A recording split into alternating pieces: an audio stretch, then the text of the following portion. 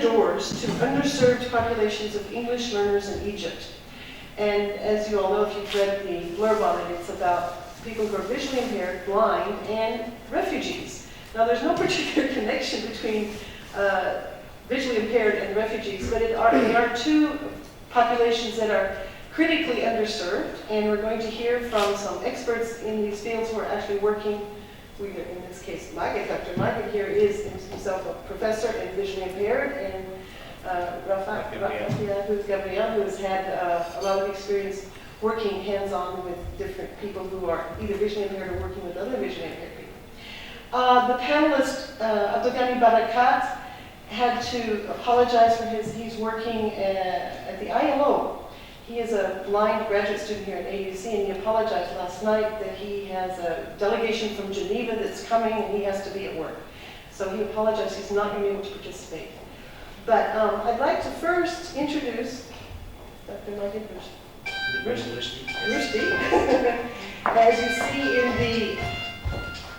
As you see in the program book, he is with the English department at NileTESOL University, and he's also a colleague of mine on the board of NileTESOL.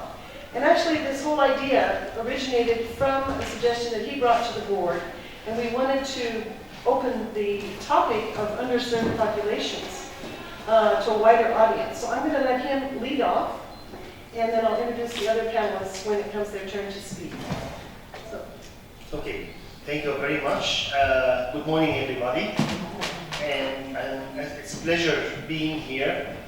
And it's always a pleasure working with Beryl, who is very enthusiastic about the topic. I was not really expecting this support once I mentioned it in one of our meetings.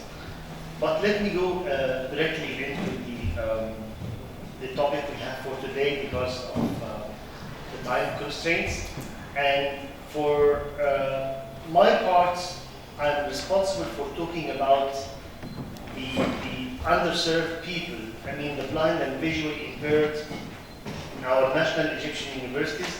Why national Egyptian universities? Because this is the seat I represent at NileTESOL, and I'd like to show how those people are underserved.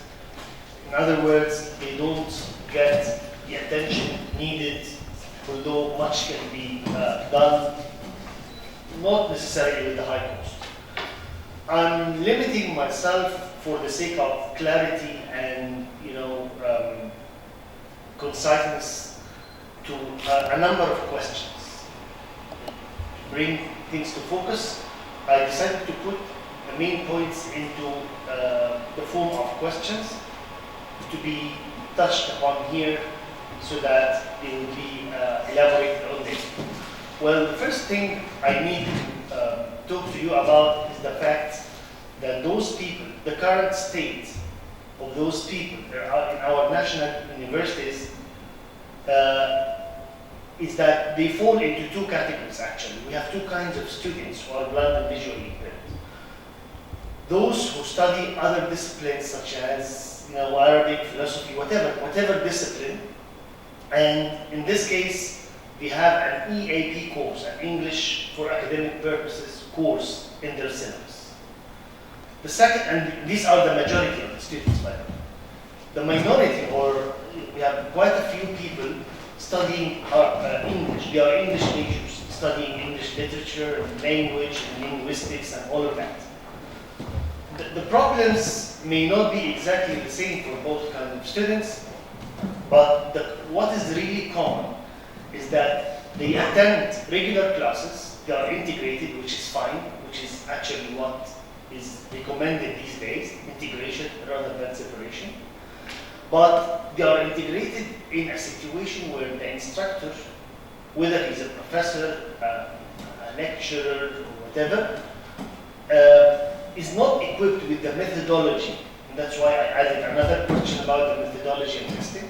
They don't know how to deal with those students. Everything is done randomly.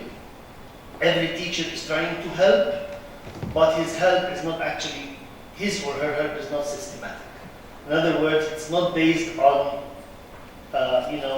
current methodologies in the field. They don't have it. And And that's why in one of my suggestions, I will say something about what needs to be done here. The students who are studying English in the English department have more problems in relation to studying phonetics and things like that, especially when libraries are not equipped with enough resources to deal with this. I'm talking about national universities, not the AUC, because Rafat is going to surprise us with a lot of good things. This is his area, not mine.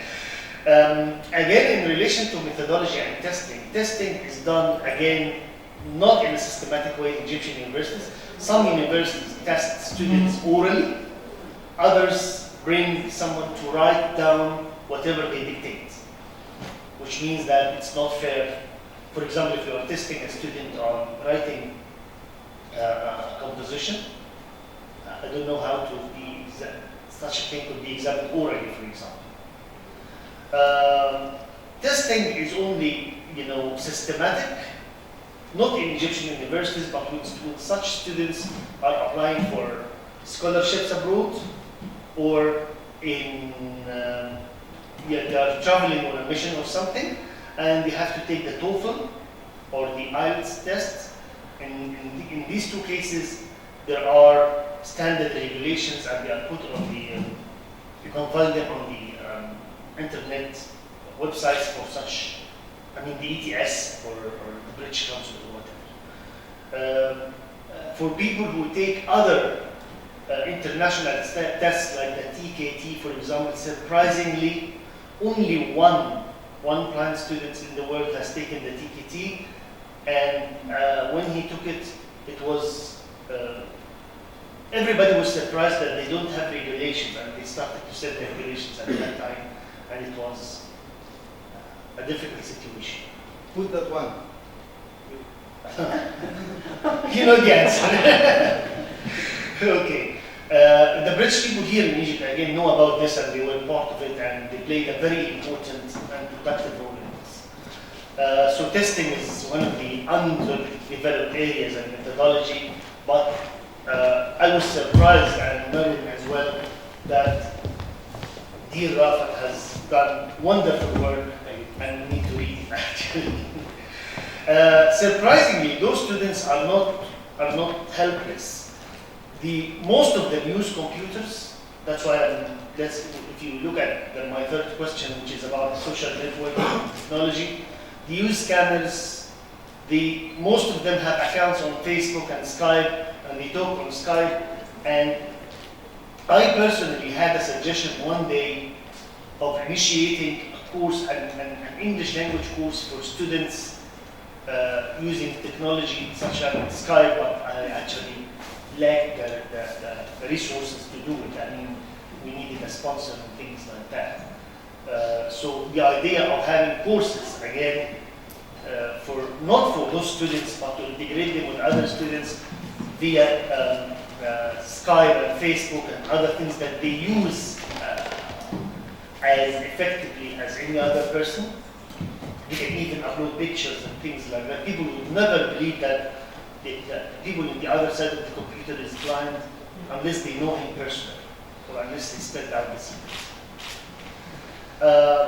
So, because I don't want to take other people's time, and the idea of using technologies and Facebook and smartphones and things like that, the great sense like that, and which can be this thing in front of me can log on the internet and can be attached to data shows, and we can transfer files that are written here on Braille, and they are opened by Word and PDF, everything. So everything is available, everything is at the hands of most of those people, but in our Egyptian universities, the awareness and the organization and the most important thing, in my opinion, the methodology is not there. So where do we go? Where can we go from here? I think all the people concerned, all the organizations concerned should do something especially in the, I'm not looking for supplying universities with equipment, because this can be done and universities can do it. It's not a big issue nowadays, because actually Cairo University and Ain Shams University, one university, those three in particular, have started. And they have very good things. Students can print out material in braille. But the most important thing is the methodology.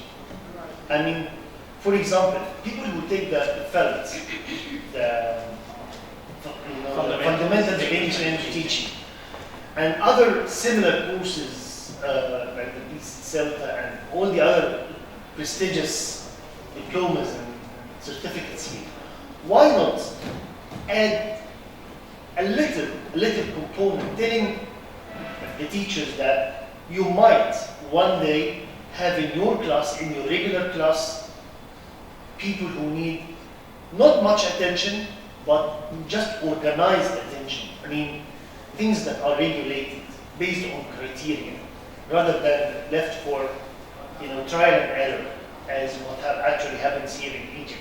I know teachers who let blind students just pass because they feel inside them that they cannot do anything for them. So because I can't help, so let him pass. Although the student might get a better grade if he's put to the tests, put in the right perspective, and just given not much attention in class, but the suitable methodology that I think Rafat is going to. This is where we can connect, I think. The methodology that is lacking and that most people don't know. So. Well, thank you, Megan. That's a very good introduction, and hopefully we're going to have a discussion among the panelists and with the audience for those of you that have specific questions or those of you that have experience perhaps teaching blind students, you might be able to contribute to that conversation. We're going to move now to Rafat Gabriel, and he's, in addition to the fact that he is the Assistant Director of Programs and Partnerships Department at the SCE, the School of Continuing Education here. He's given me a little bit more biography that I'd like to read out to you, which is not in the program book. He has 22 years of experience in EFL teaching and teacher training.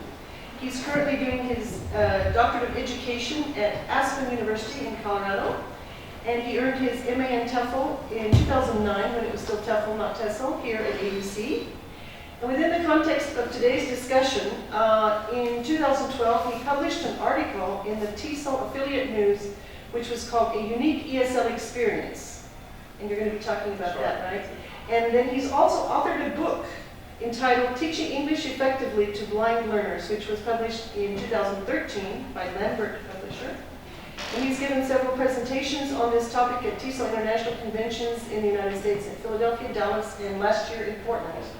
When he was invited to the panel, I didn't actually realize he had that much background. So we're looking forward to hearing from you. Thank you very much, Professor Plumley, and thank you very much, Dr. Majid and Melinda as well. It's a pleasure, of course, to join you. But I prefer to stand up and give my presentation as a teacher. Hey, would you allow me to do this? Thank you. Even though yesterday I talked about inspiration. Well, I'm actually lucky today to be talking about this topic here before it appears in the monitor. I thank you very much for coming and for attending. And I actually am fortunate to have my colleague and the hero of the presentation that I'm talking about today, who is Mr. Salama Muhammad Salama. He's attending. It's a pleasure and honor. He is actually the core of the presentation. Salama did part of his MA together with me, and even after I graduated, I carried on working with him. So actually, this is the title. It's your support, thank you. Thank you very much, Mr. Salama. So this is the title of today's presentation, given in two formats, in Braille, but of course it cannot be read this way, just for you to give an idea what Braille looks like. And the title is A Unique ESL Experience, a visually impaired, wonderful teacher called Salama Muhammad Salama, teaching visually impaired learners, and the visually impaired learners were 11 high school girls. The presentation just to give you a summary or an outline, is triple S. It's not a secret formula for success. It simply stands for Salama's success story. And well, I'll be talking mainly about 3 points, and at the end, I'll be highlighting, giving a hint about some sort of a useful teaching method for visually impaired learners. The 3 points I'll be talking about: what happened before Salama's successful experience about teaching visually impaired learners, which was actually part of the course TEF 511. It's now TESOL 511, taught by Professor Plumley. It's her. It's the final course, the practicum course at the end of the TESOL program. All right, so it's the final course here that taught by Professor Plumley. It's the practicum, the second part after doing some theories about methods and all. It's where we apply what we learn. And Salama wonderfully chose to, instead of conveniently choosing any class here at AUC or any other class in his own school, because he runs a school, he chose a class in a high school for girls who are all visually impaired. It's called the Wafa wal-Amal, or Nur al-Amal, sorry. That was in Heliopolis. So I'll be talking about what we did before he started teaching and what was done during the teaching experience. Very fast, of course. I have only a short time, so I'll try to give you an idea about this, and then what was done after. Before we started, like 1 month before the course, we used to hold meetings together and think of the challenges that we expected to meet and how to work them out. We found that we have basically 4 clusters or 4 baskets of challenges, and we thought of 3 ways of conquering these challenges or overcoming them. The first challenge was how to make the visually impaired learners learn the language, use the language, and not just learn about it, the way we were taught in our MA program. And how to apply what we learned in courses like second language acquisition teaching methods, and not just try, how to actually apply them after doing lots of adaptations. Because like Dr. Magid said, so many courses are wonderfully made, but they don't take into consideration exceptional groups of learners like visually impaired or refugees. Okay? We actually worked together on this challenge. I'll tell you how. And then we also thought of how to provide the learners not just with what to learn or how to use the language, but actually how to learn, sort of strategic learning. And the last challenge, how to teach them. Salama found that self-assessment or reflecting in his own experience as a learner, as a teacher, is very useful, and he wanted the visually impaired girls to do the same thing, to reflect on their own learning. We agreed that there could be 3 ways of doing that. Salama himself had finished his MA as a successful learner and teacher, so I told him, why don't you just reflect on how you learned English? But actually the way he learned English was different from the girls' context, because he learned through inclusion. He was the only visually impaired learner in his class, and all other learners were sighted. But our context, or the context that he was about to start working with them, was different because all the girls were blind. So all he could benefit or find useful, that the teachers were kind, supportive, humorous, funny. And the second way of dealing with these challenges, we decided to read and find out. So we logged on websites for visually impaired schools, and we tried to collect as much as possible to find something useful. And Salama would underline, because he would identify with whatever could be useful better than me. Then we find out how to apply it.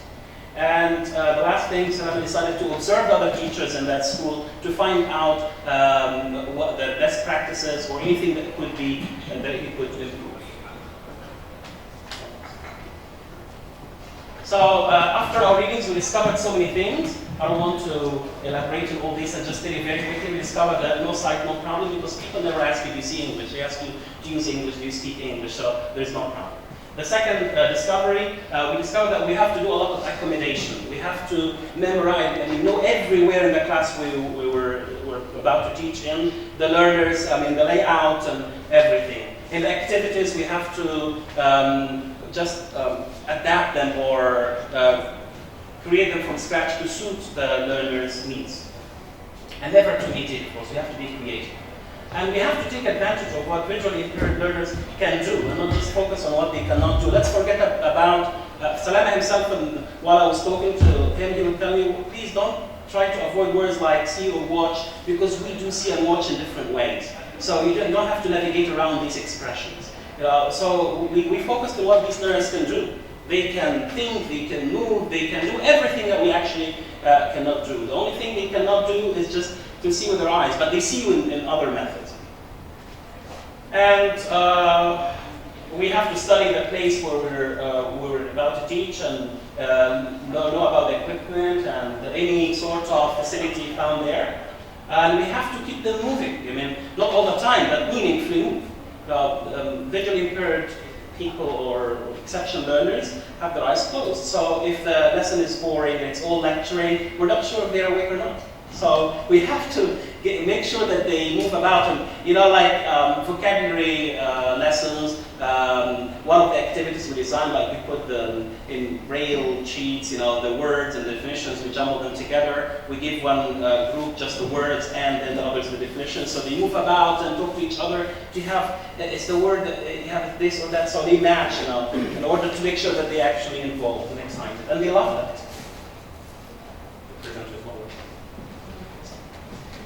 More discoveries. As a teacher of visually impaired learners, which Salam and I agreed to call a VIP, that is a visually impaired professional, we agreed that of course it's very important to learn English, and it is better to be able to teach it. But the most important thing that as a teacher for this wonderful category of learners, you have to know how they access information. So you should learn Braille or use some sort of assistive technology, and preferably both.